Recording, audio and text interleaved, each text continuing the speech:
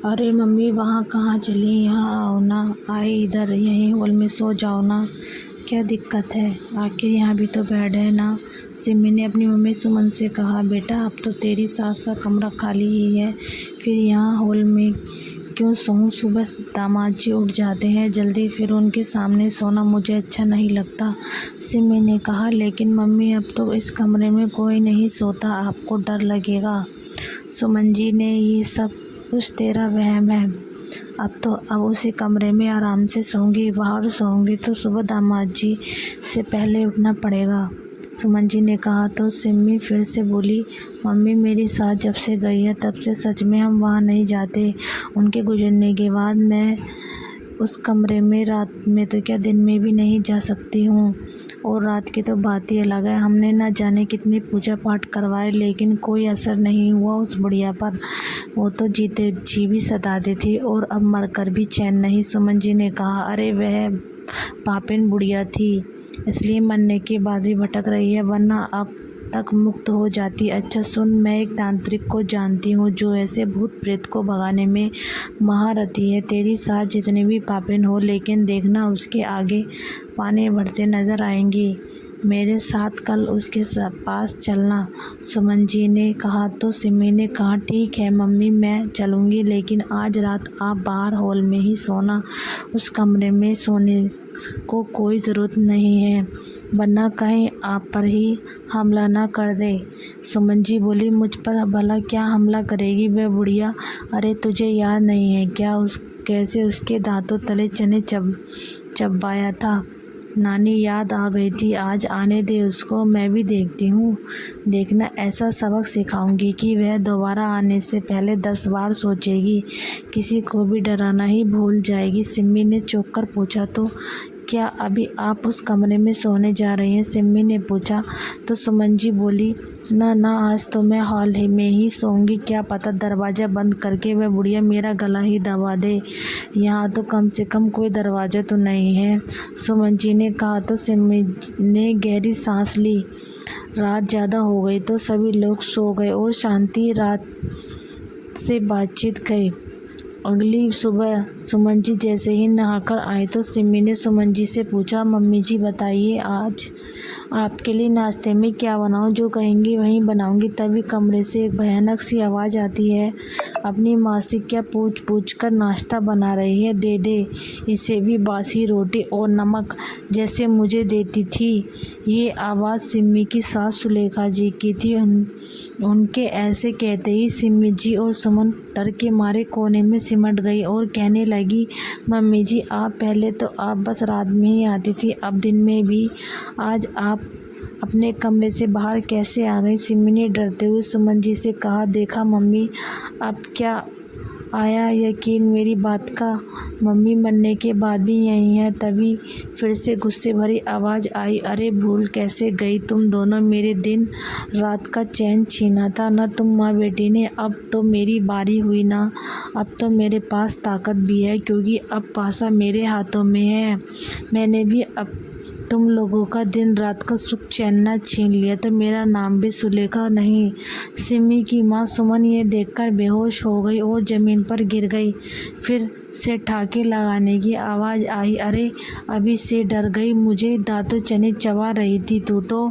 सिमी खौफ के मारे एक जगह खड़ी थी। कुछ देर शांति बनी तो जाकर माँ के पास गई और पानी के छींटे दिए। जब उन्हें होश आया तो उन्हें कुछ भी याद नहीं था, पर सिमी को ये जानकर जैसे लकवा मार गया था और सिमी डर के मारे थर-थर काँप रही थी और उसे अपना अतीत याद आ गया। वो सब बातें याद आने लगी कि कैसे उसने अपनी सास को सताया और परेशान किया था और आज उस सब का बदला लेने के लिए वे आई थी।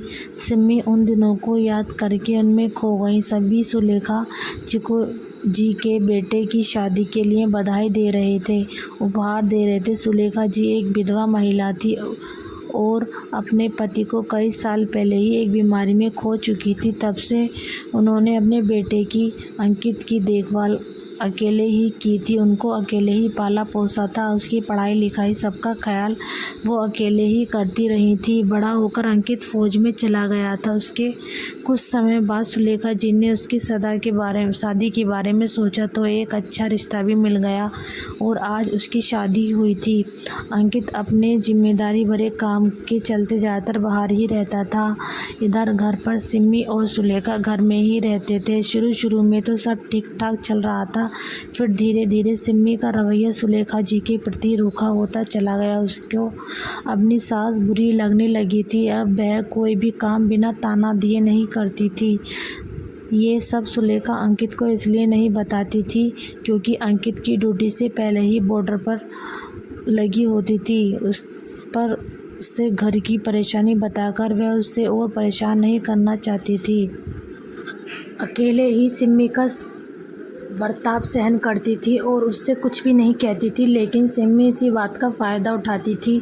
सिमी अक्सर अपनी मम्मी सुमन जी को वहाँ बुला लेती और दोनों साथ मिलकर सुलेखा जी को खूब परेशान करते थे। दिन भर बात पर आदेश देते और अत्याचार करते थे। एक दिन सिमी ने सुलेखा से कहा, मम्मी जी आज आप खाना मत बनाना, मैं और मम्मी बाहर खाना खाने जा रहे हैं। सुलेखा जी ने कहा, ठीक है बहू, फिर मैं अपने लिए खिचड़ी ही बना लेती हूँ। सुलेखा जी ये सोचते हुए किचन में चली गईं और थोड़ा सा दाल चावल कुकर में चढ़ाने के लिए तैयार करने ही चली थी कि तभी पीछे से सिमी आकर कहने लगी, अरे ये क्या कर रही हो, मैंने मना किया ना कि खाना नहीं बनाना है, सुनाई नहीं देता है क्या? सुलेखा जी ने हिचकिचाते हुए कहा, बहू ये तो मैं अपने लिए खिचड़ी बना रही हूँ बहू, क्योंकि बाहर तो तुम लोग जा रहे हो ना। सुलेखा जी ने इतना कहते ही सिमी ने अनेक निकाल कर कहा, वारे बुढ़िया, मुखिया बनने का बड़ा शौक है तुझे। इस घर में वही होता है जो मैं कहती हूँ, कोई मालकिन नहीं हो तुम जो सिर्फ तुम्हारे लिए चूल्हा जलेगा, फालतू की गैस नहीं है इस घर में, और आपका बेटा तुम्हारे फालतू के खर्च करने के लिए सरहद पर ही मौत से नहीं लड़ता। सुलेखा जी ने कहा, बहू तुम तो बाहर खाने जा रही हो और मुझे भी तो भूख लगेगी ना, बनेगा नहीं तो मैं फिर क्या खाऊंगी? और तुम ये क्या बोले जा रही हो कि मेरा बेटा फालतू में नहीं कमाता? अरे वह अपने घर परिवार के लिए ही तो यही सब करता है, और जीने के लिए मैं खाना नहीं खाऊंगी ना। सुलेखा जी ने कहा तो सिमी चीखी, हाँ पता है, जब तक आप खाएंगी नहीं नींद कहाँ आएगी, रात की रोटी पड़ी है और थोड़ी दाल भी रखी है, खा लेना, खबरदार कुछ बनाकर खाया तो, कहकर सिमी चली गई। लेकिन बेचारी सुलेखा जी और क्या करती, बस वहीं बासी खाकर घर के कामों में लग गईं। दोनों माँ बेटी कुछ घंटे बाद वापस आकर सोफे पर बैठ गई और सिमी की माँ सुमन सुलेखा जी को आवाज़ लगाते हुए बोली, अरे समदन जी कहाँ बैठी हो, ज़रा अजवाइन का पानी बनाकर लाना, बहुत बदहजमी हो रही है मुझे। सिमी बोली, मम्मी आप भी ना थोड़ा कम खा लेती तो क्या हो जाता, लेकिन आप तो ऐसे खाती हो जैसे कि फिर मिलेगा ही नहीं। सुमन ने कहा, अरे बेटा वह पनीर में नहीं खाती तो बर्बाद हो जाता ना, तुम तो टेबल पर ही छोड़ आती, मुझे बर्बादी पसंद नहीं है तो इसलिए खा लिया, लेकिन बस वहीं ज़्यादा हो गया। सुमन ने कहा, अरे मम्मी बर्बाद क्या होता, पैक कराकर घर ले आते, खामखा ही उल्टा सोचती हो, घर पर लाकर इनको दे देते, थोड़ा ये भी खा लेती। सुमन ने हंसते हुए कहा, अरे हाँ वैसे भी घर पर भी तो हमारा झूठन ही तो खाती है, पनीर भी के आती तो अच्छा था। फिर दोनों माँ बेटी खिलखिलाकर आपस में हंसने लगी। तब सुलेखा जी वहाँ अजवाइन का पानी लेकर आ गईं। अजवाइन का पानी पीते ही सिमी की माँ सुमन को उल्टी हो गई तो उस पर सिमी खूब खरी खोटी सुलेखा को सुनाने लगी और चिल्लाते हुए पानी में कुछ मिलाने का इल्ज़ाम भी लगाने लगी। सुलेखा जी ने कहा, बेटा मैंने कुछ नहीं मिलाया, इसमें बस अजवाइन ही डाली थी बेटा। सिमी ने आंखें दिखाकर कहा, बुढ़िया ये तेरी वजह से हुआ है, अब तू साफ कर। सिमी ने अपनी माँ की उल्टी अपनी सास सुलेखा जी से साफ करवाई। समय बीतता गया और सभी को अंकित ने फिर पर अपने घर आने की खबर दी। सुमन भी ये खबर सुनकर भी घर में जमकर बैठी थी। तो उससे सिमी ने कहा, मम्मी जी ये अगले हफ्ते ही आ रहे हैं। अगर इस बुढ़िया ने इन्हें सब कुछ बता दिया तो क्या होगा? अंकित तो मुझे ही घर से निकाल देंगे। सुमन तपाक से बोली, सुन सिमी, अगर इसका कहना ही होता है तो कब का कह चुकी होती। हाँ, लेकिन फिर भी हम कोई रिस्क नहीं ले सकते। कहीं इसने सब कुछ दामाद जी को बता दिया तो इससे पहले हम इसका कुछ नहीं करना होगा। ना रहेगा बांस ना बजेगी बांसुरी, इसका ही कुछ करते हैं। सुमन जी ने कहा। तो सिमी बोली, तो हमें क्या करना पड़ेगा मम्मी? सिमी ने पूछा। तो सुमन जी बोली, सुन, अब के कुछ दिनों तक इसके साथ अच्छे से बर्ताव करो, ख्याल रखो इसका। इसके लिए साड़ी भी ले आना और फिर एक दिन इसके खाने में जहर मिलाकर 2 दिन के लिए तू मेरे साथ मेरे घर चलना। ये खाना खाकर यहीं पड़ी रहेगी और फिर हम इसके हार्ट अटैक से मौत का नाटक कर देंगे और घर वापस आ जाएंगे। इससे ये भी चली जाएगी और हम भी बच जाएंगे और किसी को हम पर शक भी नहीं होगा। सिमी ने कहा, मम्मी कहीं उनको हम पर शक हुआ तो ये पता चल गया तो? सुमन एकदम से बोली, सिमी मेरे पास एक ऐसी जड़ी बूटी है जिसे खाने से 5 घंटे बाद इंसान मरता है और उसके मुंह से कोई झाग भी नहीं निकलती, जिससे किसी को शक के होने की संभावना ही नहीं है। सुमन ने अपनी सारी योजना बताई तो सिमी ने कहा, हाँ ये ठीक है मम्मी, और ये सब उसी दिन होगा जिस दिन अंकित घर वापस आएंगे। इस सारी योजना ने दोनों माँ बेटी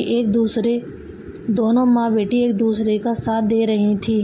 उसके बाद से ही दोनों माँ बेटी का व्यवहार सुलेखा जी के लिए बिल्कुल बदल गया। सुलेखा जी समझ रही थी कि ये सब अंकित के आने की खबर के कारण से हो रहा है, इसलिए वह चुपचाप इन दोनों का नाटक देख रही थी। एक दिन सिमी सुलेखा जी से कहती है, मम्मी जी मैंने दोनों वक्त का खाना बना दिया है, आप खा लेना। मैं मम्मी को छोड़ने जा रही हूँ, कल उनके आने से पहले ही आ जाऊँगी। उसके बाद सुमन और सिमी पूरी योजना से सुलेखा जी के खाने में वही खतरनाक जड़ी बूटी मिलाकर चले गए। उधर अंकित बहुत दिनों बाद घर लौट रहा था और आज के कई महीने बाद माँ से मिलने के लिए इतना बेचैन था। उसने कभी इस खुशी में ना जाने कितने ही खूबसूरत और महंगे तोहफे अपनी माँ के लिए खरीद रखे थे और साथ में माँ के लिए गर्मा गर्म रबड़ी भी खरीद ली थी, जो कि उसकी माँ को बहुत पसंद थी। जब अंकित घर पहुँचा तो बाहर से ही माँ पुकारता हुआ घर में घुसने लगा। आवाज़ देते हुए अंकित बोला, माँ माँ कहाँ हो? अरे माँ कहाँ हो? कमाल हो गया, आज तो जब मैं पहले आता था तो पलके बिछाए दरवाजे पर ही बैठकर मेरी राह देखती रहती थी और न जाने कहाँ छुपी हो। आज आवाज़ लगाने पर भी न कमरे से बाहर आ रही हो और ना ही बोल रही हो। अच्छा माँ, सॉरी, माफ़ कर दो, इस बार आने में देर हो गई, अगली बार जल्दी छुट्टी लेकर आऊँगा। अब देखो तो मैं आपके लिए क्या लाया हूँ। सोफे पर बैठा अंकित लगातार आवाज़ दिए जा रहा था। उसकी माँ जब बहुत देर तक नहीं दिखाई दी, ना ही उनकी आवाज़ सुनाई दी तो अंकित की धड़कन तेज होने लगी थी। अब उसको कुछ गलत होने का अंदेशा होने लगा था। वो दौड़कर माँ के कमरे में आया तो माँ को ज़मीन पर बेसुध पड़ा देखकर उसके पैरों तले ज़मीन खिसक गई। उसने माँ को दोनों हाथों से झंझोड़ना शुरू किया, मगर माँ नहीं उठी। अंकित ने देखा कि माँ का पूरा शरीर ठंडा पड़ चुका है और माँ की सांसें रुकी हुई थी। अंकित अपनी माँ के पीछे धाड़े मार मार कर रोने लगा कि तभी पीछे पीछे सुमन और सिमी भी घर के अंदर आती दिखी। तो अंकित रोते हुए बोला, ये देखो सिमी, मम्मी हमें छोड़कर चली गई हैं। मैं अभी भी तो वापस आया था, कितनी आवाज़ें दी पर मम्मी नहीं बोली। जब अंदर अंकित आया तो उनको इस हालत में पाया। अंकित ने रोते बिलखते हुए कहा। सिमी हैरान होने का नाटक करते हुए बोली, क्या? मगर अंकित, मम्मी जी ने कल तक तो बिल्कुल ठीक थी, फिर वे अचानक ऐसा क्या हुआ होगा? सिमी इतना कहकर रोने का नाटक करने लगी। मम्मी जी, आप हमें यूँ अकेला छोड़कर नहीं जा सकती। मैं क्यों गई आपको अकेला छोड़कर? हे भगवान, मेरी मम्मी जी को वापस लौटा दो, मैं आपको नारियल चढ़ाऊँगी, सिमी ने सीना पीटते हुए कहा। और सुलेखा जी का अंतिम संस्कार हो गया। तब जाकर सिमी का ये सब नाटक खत्म हुआ। अंकित माँ के जाने के गम में वह अक्सर उदास रहने लगा था। पिता का साया तो बचपन में ही सिर से उठ गया था और अब माँ की गोद भी छीन गई थी। लेकिन इधर अब माँ बेटी खुशी खुशी घर में रहने लगी और मज़े करने लगी। मगर फिर सुमन कुछ दिनों के लिए अपने घर चली गई। अंकित अभी घर पर ही था और सिमी भी बड़ी खुश थी। वो तो ये सोच रही थी कि जैसे ही अंकित वापस अपने काम पर लौटेगा वैसे ही वह अपनी मम्मी को बुला लेगी और रूप उनके साथ घूमने जाया करेगी। एक रोज़ सिमी रसोई में खाना बना रही थी और अंकित बाहर हॉल में टीवी देख रहा था। तभी अचानक सिमी के पीछे एक साथ कई सारे बर्तन गिर गए और उसमें से कांच का बर्तन टूट गए। सिमी चौंक कर पीछे देखा तो उसने सोचा इधर उधर बर्तन रखने की वजह से वे गिर गए होंगे, लेकिन इसलिए उसने वापस से बर्तनों को ठीक से रख दिया और टूटे कांच को बाहर फेंक दिया। फिर जैसे ही वह वापस खाना पकाने के लिए मुड़ी तो वही सारे बर्तन फिर से गिर गए, जिस पर अंकित गुस्से में बोला, अरे सिमी क्या कर रही हो? आज पूरा घर तोड़ने का इरादा है क्या? इधर सिमी हैरान बड़ी खड़ी सोच रही थी कि ऐसे कैसे सारे बर्तन फिर से गिर गए, अभी तो सबको ठीक से रखा था। सिमी काम की जल्दी में थी तो फिर उसने उसको नज़रअंदाज कर अपने कामों में लग गई। एक रोज़ उसके फ़ोन पर सुमन से कहा, मम्मी मैं सोच रही हूँ कि अंकित की मम्मी के कमरे की सफाई करवा कर आपके रहने का इंतज़ाम इस कमरे में करवा दूँ। अब आप आराम से उस कमरे में रहना। पहले तो उस सुमन बुढ़िया के साथ रहना पड़ता था। सुमन ने कहा, हाँ बेटा चलो, अब तो मैं फेल कर आराम से रहूँगी तब तेरे घर में। सुमन ने हाँ तो एक दिन सिमी सुलेखा जी के कमरे की साफ़ सफाई करने चली गई। सबसे पहले सिमी अलमारी की सफाई करने की सोचती है, लेकिन जैसे ही वह अलमारी खोलती है उसमें सुलेखा जी के सारे कपड़ों पर खून लगा देखकर उसके होश उड़ जाते हैं। वह घबराकर अलमारी को बंद करके उस कमरे से भागने ही वाली थी कि वह सुलेखा जी को अपने सामने खड़ा पाती है। उन्हें देखकर उसकी सिट्टी पिट्टी गुम हो जाती है। डर के मारे इसके पैर कांपने लगते हैं और वो ज़मीन पर गिर जाती है। कुछ बोलना चाहती तो उसकी आवाज़ हलक में ही अटक जाती। तभी सुलेखा जी की आवाज़ आई, क्या हुआ बहू? तुमने क्या सोचा था कि मुझे मारकर मुझसे हमेशा के लिए पीछा छुड़ा लोगी? लेकिन मैं तुम्हारा रोना देखकर जा ही नहीं पाई। तुम जो रो रो कर भगवान से मुझे वापस मांग रही थी, इसलिए मैं यहीं आ गई। बस सिर्फ मेरा शरीर गया है। तुम चिंता मत करो, मैं तुम्हें अब कभी अकेला नहीं छोड़ूंगी और फिर अपने साथ ही ले जाऊंगी। जैसे ही सुलेखा जी ने ऐसा कहा तो सिमी डर के मारे जोर जोर से चीख पड़ी और बेहोश होकर गिर गई। जब उसे होश आया तो उसने अपने सामने अंकित को पाया और वह घबराकर उठ बैठी और अंकित से कहा, सुनिए अंकित, मम्मी जी गई नहीं है, उनकी आत्मा रूप अपने कमरे में है। अभी अभी मैंने ये देखा। अंकित ने चुप कर कहा, ये क्या कह रही हो सिमी? जो एक बार चला जाता है फिर वह वापस नहीं आता क्या? और मैंने तो खुद अपनी मम्मी का अंतिम संस्कार किया है, वह कैसे वापस आ सकती है? तुम्हें भ्रम हुआ होगा, ये तुम्हारा डर है और कुछ नहीं, अंकित ने कहा तो सिमी जोर से बोली, नहीं अंकित, सच में मुझे कोई भ्रम नहीं हुआ है। आप अभी जाकर मम्मी जी की अलमारी खोलकर देखिए, उनके सारे कपड़ों में खून लगा मिलेगा। सिमी ने ऐसा कहा तो फिर अंकित जाकर सुलेखा जी की अलमारी खोलकर देखने लगा, लेकिन उसमें उसको एक चीज़ नहीं मिला। तो इस पर अंकित ने सिमी से कहा, देखो मैंने कहा था ना कि तुम्हें वहम हुआ है, इधर आओ देखो कहाँ है खून। अंकित उसे अलमारी में खींच कर ले गया। पारुल चीखती हुई कमरे में गई, लेकिन सिमी उसकी तो आंखें ही खून से लाल हो चुकी थी, क्योंकि अंकित के पीछे ही उसे सुलेखा जी खड़े हुए दिखाई दे रही थी। खौफ के मारे वह चीखती हुई कमरे से भाग गई। फिर इस बात के बाद से उसने उस कमरे में जाना ही बंद कर दिया।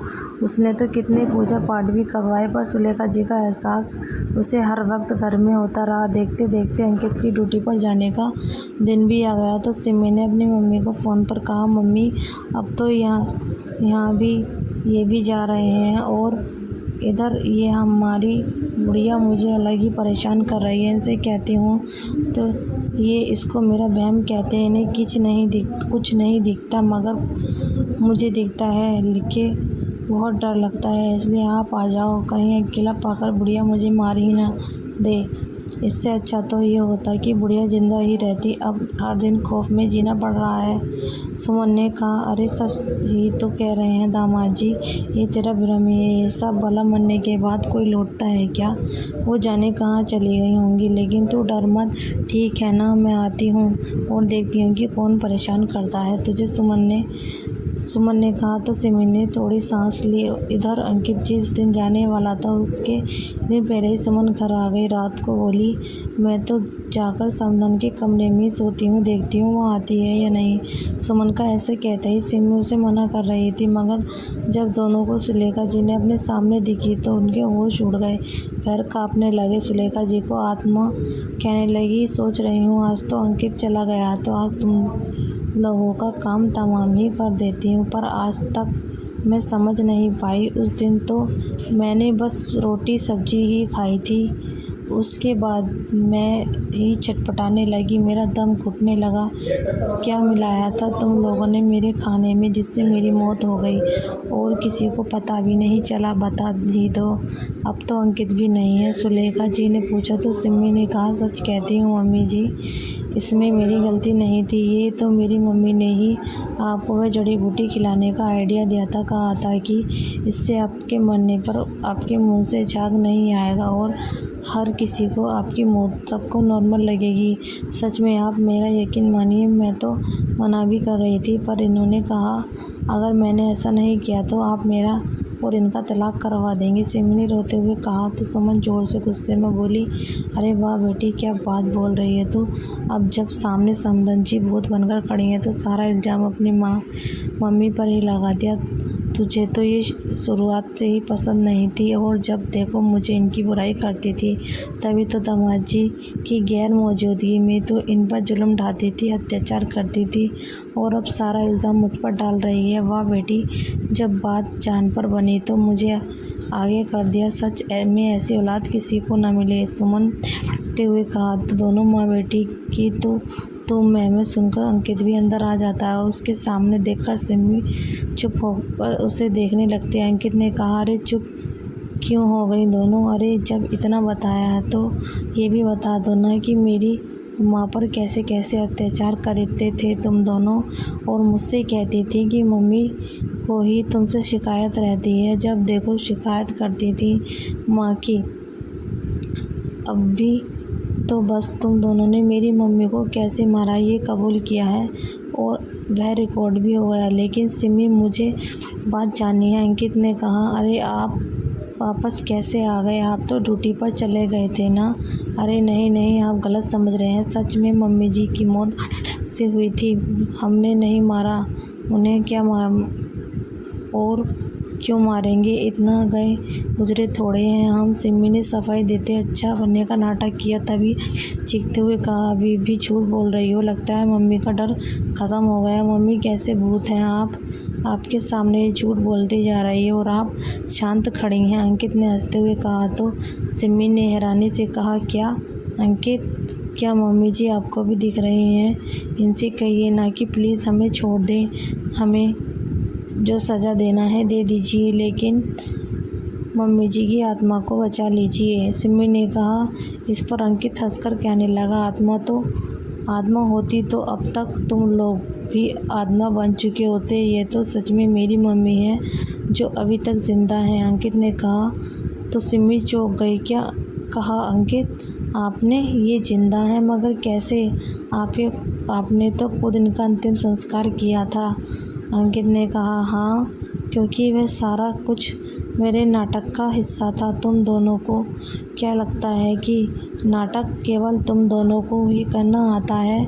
जब तुम लोग रोने का नाटक कर रही थी तो मेरी मम्मी को मरने का नाटक करना पड़ा। सिमी ने हैरानी से कहा, तो क्या मम्मी जी उस दिन जहर नहीं खाया था? अंकित ने कहा, नहीं खाया था। अंकित ने बताया कि जब उस दिन तुम दोनों इस डर से कि मम्मी मुझे तुम लोगों के बारे में सब कुछ बता न दे, इसलिए मम्मी के खाने में जहर मिलाने की योजना बना रही थी, लेकिन मम्मी ने सब सुन लिया था और फ़ोन पर मुझे सब कुछ बता दिया था। मैं तो मम्मी की बात सुनकर तभी यहाँ आ गया था। बस सिर्फ मम्मी के सामने मैंने तुम लोगों के नाटक को तुम्हारे हिसाब से चलने दिया और मम्मी को एक अलग जगह में छुपा कर रख दिया। अंकित के ये कहने पर सिमी ने पूछा कि फिर वह खून वाले कपड़े और बर्तनों का बार बार गिरना, कभी मेरे सामने मम्मी जी का आना, फिर अचानक से गायब हो जाना, ये सब क्या था? अंकित ने कहा, ये सब मेरा हिस्सा था। मैं चाहता था तुम दोनों को मेरी मम्मी के खाने में जहर मिलाने के इल्ज़ाम में मैं तभी जेल भिजवा सकता था, लेकिन मैं तुम लोगों को सबक सिखाना चाहता था और तुम्हारे मुंह से ही तुम्हारा गुनाह कबूल करवाना चाहता था। सुमन ने कहा, देखिए दामाद जी, मेरा घर परिवार है, मुझे जाने दीजिए।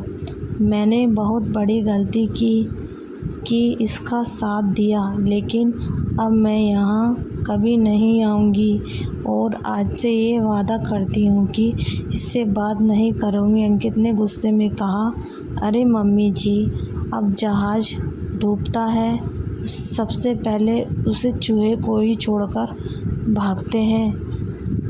यही आप भी कर रही हो। अगर आप चाहती तो पारुल को सही दिशा दिखा सकती थी, लेकिन नहीं, आपने तो न सिर्फ उसका साथ दिया बल्कि अपनी ही बेटी की सास को जहर देने की योजना ही बना डाली। तभी आगे बढ़कर सुलेखा जी ने कहा, बहू, तुमने मुझ पर न जाने कितने ही अत्याचार किए हैं मुझ पर, लेकिन फिर भी कभी भी मैंने अंकित से तुम्हारी शिकायत नहीं की और सब चुपचाप सहा, क्योंकि मुझे अपने बेटे का घर तोड़ना नहीं था। लेकिन तुमने मेरी चुप्पी को मेरी कमज़ोरी समझ लिया। तुम भी एक औरत हो और मैं नहीं चाहती कि तुम जाकर जेल में रहो और तुम्हारी माँ भी वहाँ की तकलीफ़ सहे। पर अगर मैंने आज तुम्हें सज़ा नहीं दिलवाई तो आगे हर बहू अपनी सास को जहर देने से पहले ज़रा भी नहीं हिचकिचाएगी।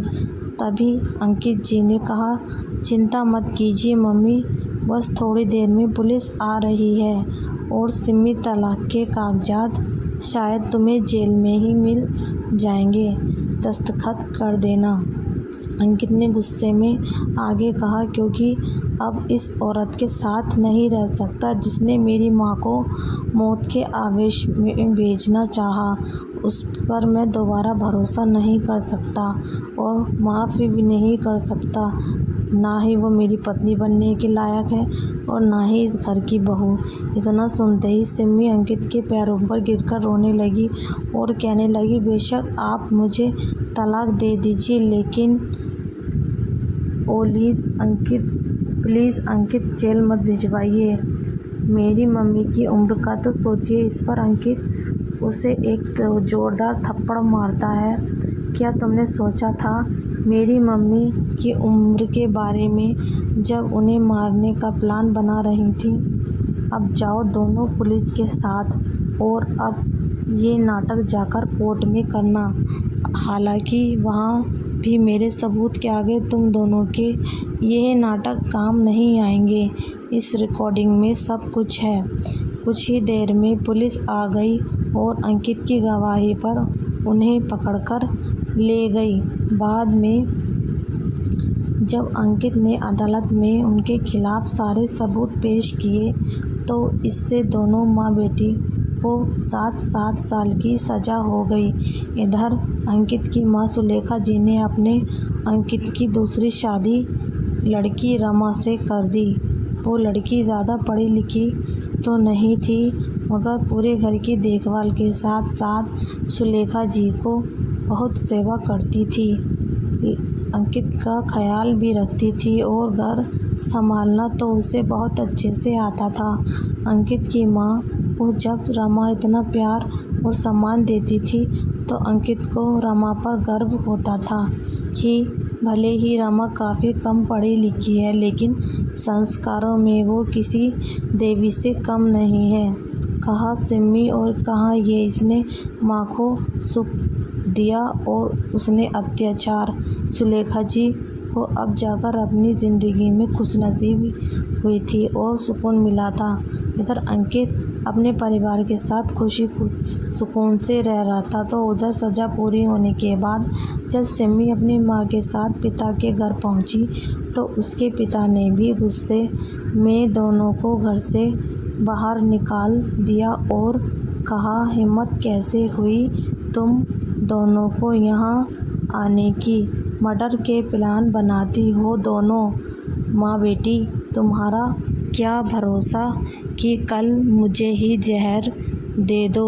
अरे तुम्हारे तो हाथ भी नहीं कांपेंगे। तुम लोगों से अब हमारा कोई रिश्ता नहीं है। इस घर में बहू है वो क्या सीखेगी तुमसे। जाओ यहाँ से और कभी शक्ल मत दिखाना। सुमन जी ने अपने पति के पैरों में गिरकर बहुत मिन्नतें की लेकिन वो नहीं मानी और आखिर दोनों को ही घर से बेरंग हाथ लौटना पड़ा और सड़क पर दर दर की ठोकरें खानी पड़ी। ये उन दोनों के अपने लिए ही सज़ा थी। जिसकी ये सज़ा थी दोनों दर दर भटकने को मजबूर थी और कोई सहारा देने वाला भी नहीं था। अगर आपको ये हमारी हार्ट टचिंग स्टोरी अच्छी लगी हो तो कृपया लाइक और सब्सक्राइब ज़रूर करें। धन्यवाद।